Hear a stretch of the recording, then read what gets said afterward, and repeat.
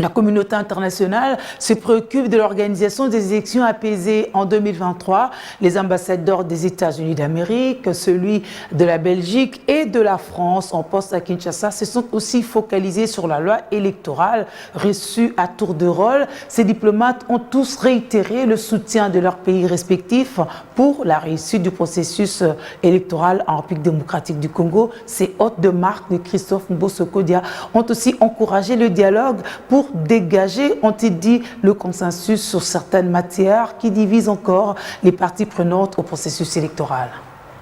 Nous restons attachés aux grands principes qui font qu'une démocratie est pleinement en construction et acceptée par tous ses concitoyens, c'est-à-dire, comme je l'ai dit, le processus, le caractère inclusif, participatif, transparent du processus en cours.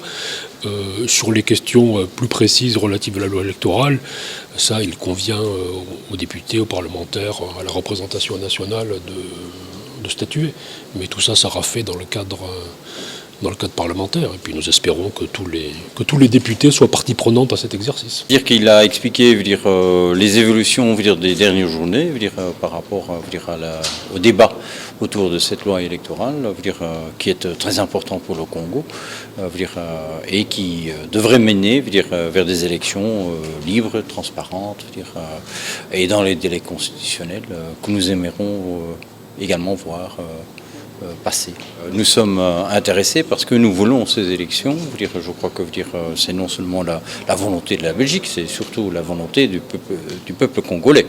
Ce serait bien que ce débat sur la nouvelle loi électorale ait lieu au sein du Parlement, avec un débat inclusif et participatif. Je suis venu aujourd'hui à l'invitation du président de l'Assemblée nationale Mbosso parce qu'il voudrait discuter notre relation, notre partenariat privilégié entre la RDC et les États-Unis et pour discuter les efforts que l'Assemblée nationale qu'il est en train de faire pour faire avancer la loi électorale, que c'est clé pour faire avancer les élections que tout le monde voudrait voir, qui seront inclusifs, qui seront transparents, qui seront justes et qui seront dans le délai constitutionnel, sans glissement.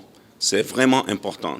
Et les États-Unis sont prêts à continuer à soutenir la démocratie congolaise, de renforcer la démocratie congolaise. Et nous vont donner d'assistance technique à la CENI pour assurer que les élections en 2023 seront mieux que les élections en 2018.